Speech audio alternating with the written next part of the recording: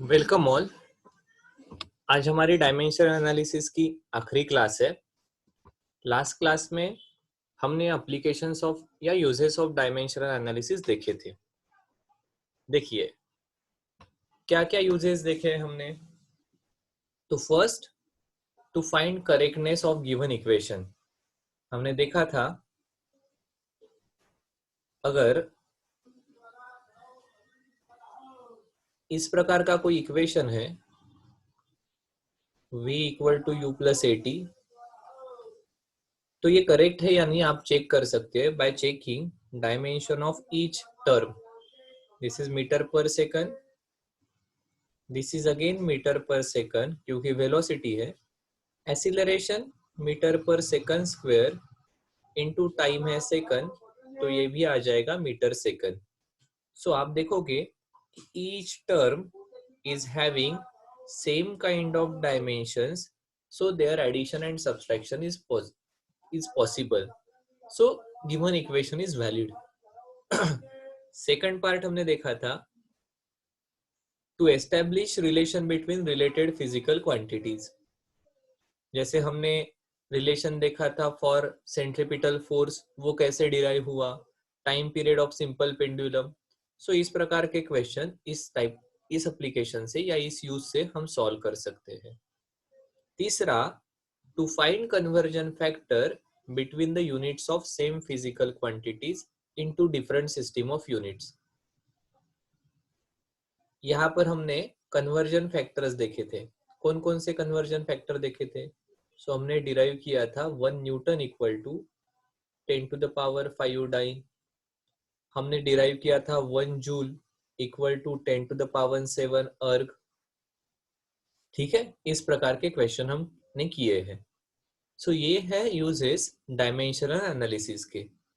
Second part में हमने क्या किया, मैं लिख लेता हूँ सिर्फ।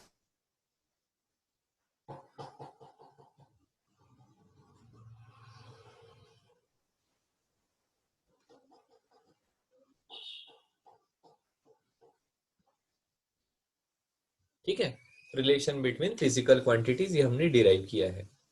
सो ये 3 एप्लीकेशन है या ये 3 यूजेस है। क्या इसके कुछ लिमिटेशन है क्या? हाँ, देयर आर सम लिमिटेशन। जैसे हमने देखा था हमारा जो रिलेशन आया है time period of simple pendulum, वो आया था k under root L by जी।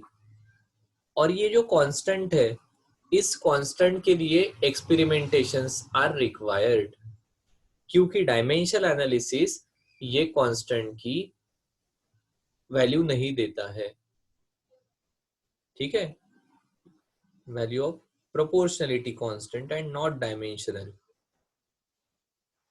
ठीक है, सो ये कांस्टेंट की वैल्यू नहीं मिलती है, इसके लिए एक्सपेरिमेंट करने पड़ेंगे। एक्सपेरिमेंट करके हमें ध्यान में आया है t equal to 2 pi under root L by G. बिल्कुल सही है सर। दूसरा,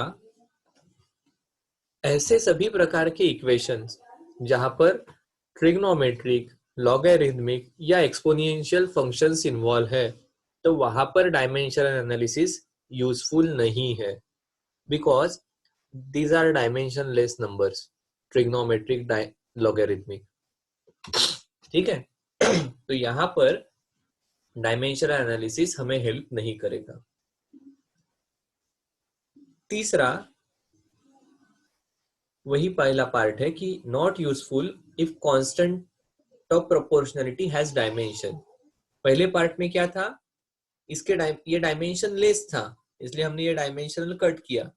but if proportionality constant is having dimension, for example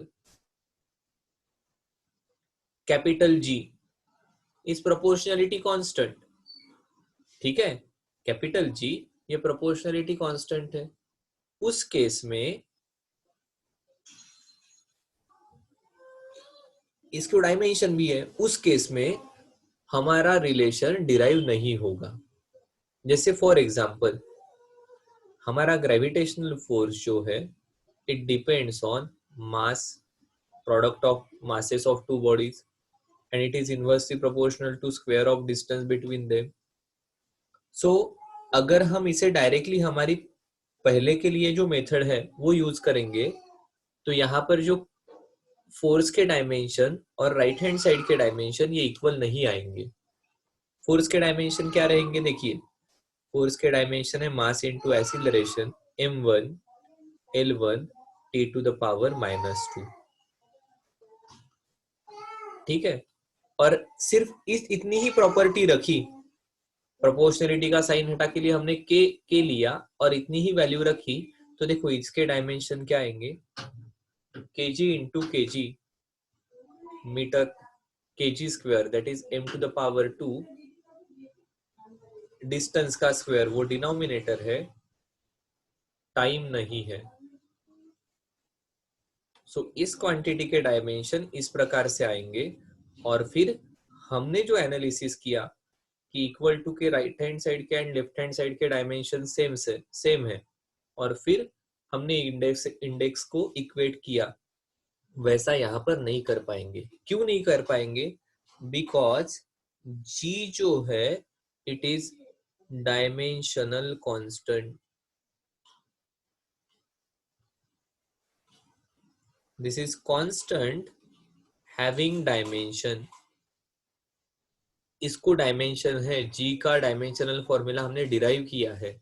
सो ऐसे केस में ये काम का नहीं है।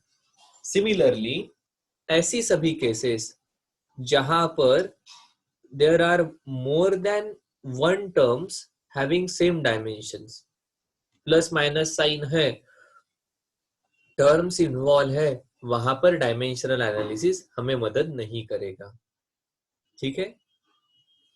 इसका मतलब डायमेंशनल एनालिसिस काम का नहीं, क्या नहीं, काम का बहुत है, but these are some limitations जहां पर हम डायमेंशनल एनालिसिस यूज नहीं कर पाएंगे, ठीक है। सो इस प्रकार से हमने dimensional analysis, principle of homogeneity, उनके कुछ एप्लीकेशन, उसके कुछ लिमिटेशंस, ऐसा पूरा पार्ट कवर किया है, ठीक है। अब जैसे जैसे हमारी पढ़ाई आगे जाएगी, डिफरेंट फिजिकल क्वांटिटीज हमें इंट्रोड्यूस होगी, तो हमें डायमेंशनल एनालिसिस वहां पर करना पड़ेगा। हम धीरे धीरे इसे डिटेल में सीखते जाएंगे, ठीक है। अब देखो कुछ क्वेश्चंस करते हैं। सो पहला question, find the dimension of resistivity. पता है क्या रेजिस्टिविटी? हाँ सर हमें पता है, हमें रेजिस्टेंस का फॉर्मूला पता है, R equal to rho L upon A। So resistivity क्या हो जाएगी? रेजिस्टिविटी हो जाएगी resistance into area upon length. अब देखो हमारी प्रोसेस क्या कहती है, इसे सिंप्लीफाई करो। एरिया का यूनिट है मीटर स्क्वायर, लेंथ का यूनिट है मीटर, ये तो फंडामेंटल क्वांटिटी की यूनिट है, बट रेजिस्टेंस, सर रेजिस्टेंस तो नहीं है, तो रेजिस्टेंस को सिंप्लीफाई करना पड़ेगा। अब रेजिस्टेंस को सिंप्लीफाई करने के लिए मैं क्या लिख सकता हूँ? So from Ohm's law I can write R equal to V by I, क्योंकि ओम्स लॉ कहता है V equal to I into R, therefore R equal to V by I। So मैं R को लिखता हूँ V by I into A by L। अब I electric current fundamental quantity है, V नहीं है, सो V को और हमें सिंप्लीफाई करना पड़ेगा। I can write V equal to W by Q।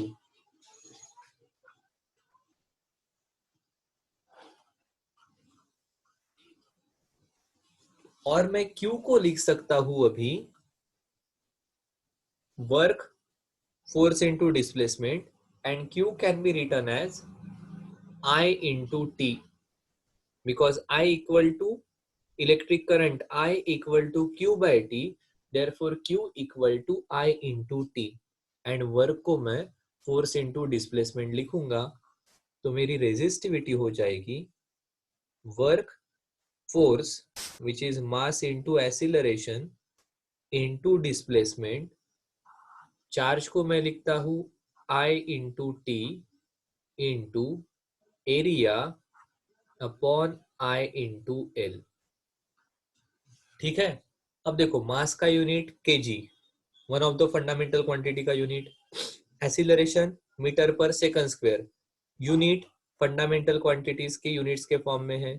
Displacement metre, area metre square, L length metre, I into I square, ampere का स्क्वायर, फंडामेंटल क्वांटिटी का टाइम सेकंड। सो ये सभी अभी आ रहे हैं हमारे फंडामेंटल क्वांटिटीज के फॉर्म में। So I can write resistivity is dependent on या is related to mass kg, acceleration meter per second square, displacement meter, area meter square divided by I into t, ampere into second into ampere and length is meter। कुछ cancel हो रहा है क्या? हाँ sir, metre metre cancel हो गया। So resistivity is finally kg metre into metre square, metre का cube, second square denominator में आ जाएंगे, सेकंड का क्यूब हो जाएगा, and ampere into ampere, ampere square. इसलिए आप रेजिस्टिविटी का डायमेंशनल इक्वेशन लिखोगे, मास है एक बार न्यूमरेटर में, मीटर इज लेंथ न्यूमरेटर में 3 बार है, टाइम डिनोमिनेटर में है -3 and ampere to the power -2. This is dimensional equation for resistivity.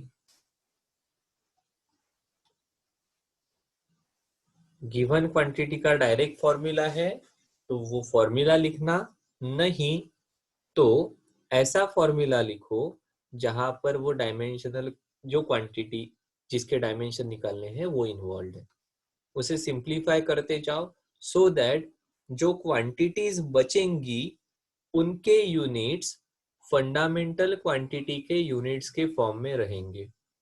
Simplify करो, लिख लो। सही है? बिल्कुल यही प्रोसेस सबके लिए फॉलो करनी है। क्वांटिटी उसका फॉर्मूला, या नहीं तो ऐसा फॉर्मूला जहां पर क्वांटिटी है।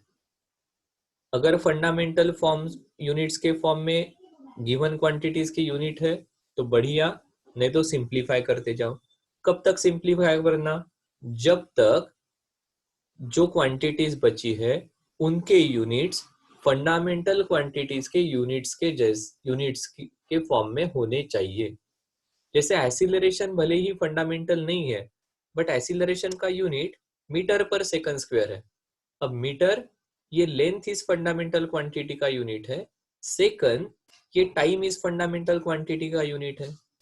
सो इस प्रकार से उसे कन्वर्ट करते जाना। ठीक है, सिंप्लीफाई कर दो, डायमेंशनल इक्वेशन लिख दो। ओके सर, बहुत बढ़िया। अब और एक क्वेश्चन करते हैं। देखो यहां पर क्या कहा है हमें, यहां पर हमें कहा है find relation if energy consume depends on speed of vehicle and mass of vehicle. Energy consume E depends on mass of vehicle and speed of vehicle. कैसे डिपेंडेंट है पता है क्या? नहीं तो ले लो XY, प्रोपोर्शनलिटी का साइन के जगह proportionality constant, m to the power x, s to the power y। Units लिख लो। एनर्जी, एनर्जी का यूनिट जूल है।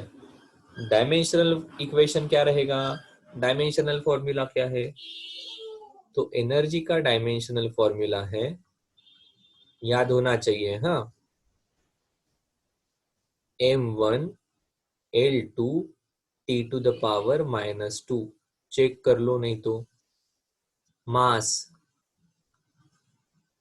मास का डायमेंशनल इक्वेशन रहेगा m1 L0 t to the power 0। s is speed metre per second, mass नहीं है, metre per second L1 t to the power -1। अगर इस इक्वेशन में हम ये डायमेंशनल इक्वेशन लिखते हैं तो it will become m1 L2 t to the power -2 is actually equal to m m1 L0 t to the power 0 to the power x and speed m0 L1 t to the power -1 to the power y। Indices के rule apply करेंगे तो ये हो जाएगा m to the power x L to the power y t to the power -y। क्या मिलने वाला है हमें यहाँ से? अगर बेस सेम है तो इंडेक्स सेम होने चाहिए। x equal to 1, y equal to 2 और -y इक्वल टू -2। दोनों आपको कहते हैं y की वैल्यू 2 है। हमारे इक्वेशन में पुट करते हैं e equal to k m to the power 1 s to the power 2। अब आपको डायरेक्टली तो ये रिलेशन ध्यान में नहीं आएगा, कुछ लोगों को क्लिक हुआ होगा सर ये काइनेटिक एनर्जी जैसा दिख रहा है, हाफ m v स्क्वेयर। यहाँ पर v को आप वेलोसिटी कहते हो, उसका मैग्नीट्यूड स्पीड होता है। अब अगेन k की वैल्यू 1/2, ये आपको सिर्फ मल्टीपल एक्सपेरिमेंट करके ही पता चलेगी। ठीक है? हाँ सर, बिल्कुल सही है। और एक आधा क्वेश्चन करके देखते हैं। ये देखो, ये थोड़ा सा डिफरेंट टाइप का क्वेश्चन है। क्या कहा है? In some other system of units speed of light c, force f and kinetic energy k are considered as fundamental quantity. ठीक है? अगर ऐसा है तो आपको कहा है find the dimensional formula of mass. जैसे हमारे इसमें mass, length, time, electric current, thermodynamic, temperature, amount of substance, luminous intensity, ये फंडामेंटल क्वांटिटीज है। वैसे इस सिस्टम में स्पीड ऑफ लाइट c ये फंडामेंटल है, force f and kinetic energy k ये फंडामेंटल है। क्या हम इसके डायमेंशंस लिख सकते हैं क्या? Speed of light at the and it is speed, मतलब metre per second, m to the power 0 L to the power 1 t to the power -1। Force, mass into acceleration, m1 L1 t to the power -2। Kinetic energy half m v square, m है इसलिए m to the power 1, v square मतलब metre per second का square, metre square पर second square. अब देखो, ये fundamental है और इस केस में हमारा mass will be a derived quantity. हाँ sir, so mass should be some combination of C, F and K. इसलिए मैं कहता हूं कि mass is dependent on C to the power X, F to the power Y, K to the power Z. ठीक है? At the end dimensional formula निकालना मतलब fundamental quantities के पावर कितने रेज किए हैं ये निकालना। इसे हम लिख सकते हैं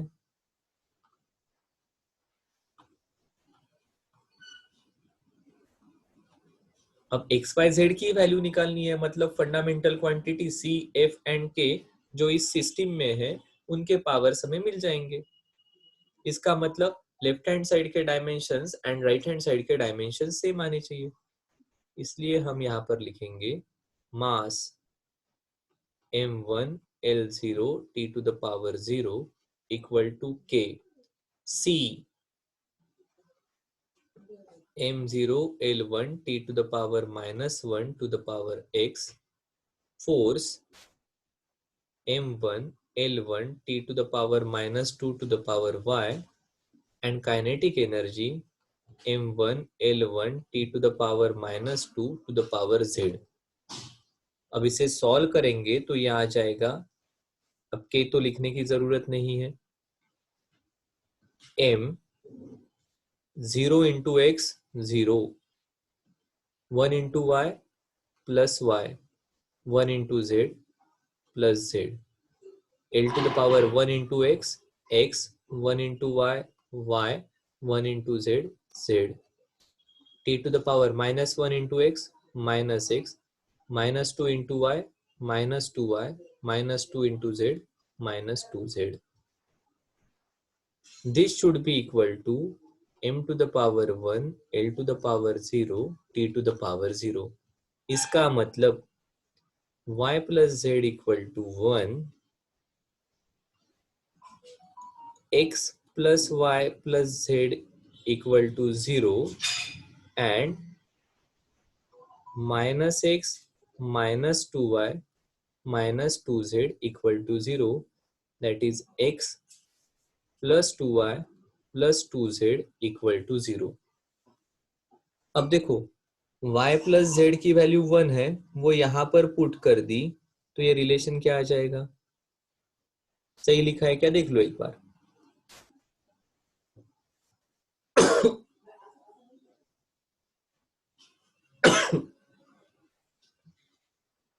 बिल्कुल, y plus z equal to 1 है, वो वैल्यू यहाँ पर पुट कर दी, तो क्या आने वाला है? ये आ जाएगा x plus 1 equal to 0, that is x equal to minus 1. हाँ सर, सही है, ठीक है, बिल्कुल सही है। अब देखो, अब क्या इन दो इक्वेशन को हम सॉल्व कर सकते हैं क्या? कर सकते हैं। कैसे सॉल्व करेंगे? करो साइमल्टेनियसली सॉल्व। देखो, एक छोटी सी गड़बड़ हमने की। Kinetic energy m1l2 t to the power -2, m1l2 t to the power -2 to the power z है, तो यहाँ पर ठीक लिखा है, यहाँ पर लिखने में गड़बड़ कर दी। x प्लस 2y चाहिए यहाँ पर, तो ये भी नहीं आएगा हमारा, ये आ जाएगा x प्लस 2y। ठीक है, अब देखो, अब इन्हें हमें साइमल्टेनियसली सॉल्व करना पड़ेगा। ये दो इक्वेशन हमें क्या देंगे? इक्वेशन 1 माइनस इक्वेशन 2 करते हैं, तो x plus 2y plus Z minus X minus 2y minus 2z, ये आपको देगा minus Z equal to 0, that is z equal to 0।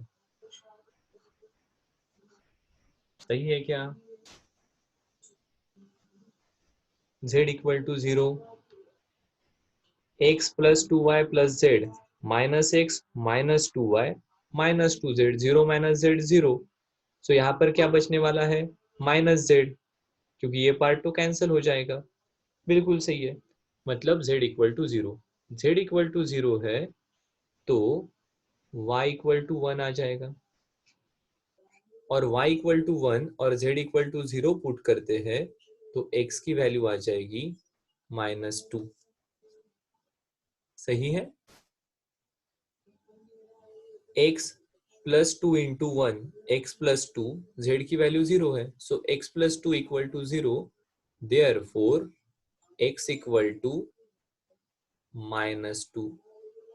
अगर ऐसा है तो हमारा मास इस क्वांटिटी में रहेगा, या मास के डायमेंशंस रहेंगे c to the power x, मतलब -2, f to the power y, मतलब 1, and k to the power z, मतलब k to the power 0।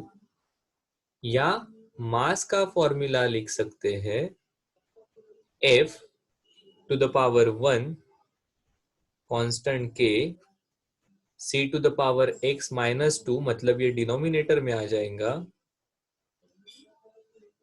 k f c to the power -2, that is c square in denominator. सही है क्या? बिल्कुल सही है। इस प्रकार से हमें इसे सॉल्व करना पड़ेगा। सो विद दिस हम हमारा डायमेंशनल एनालिसिस एंड करते हैं।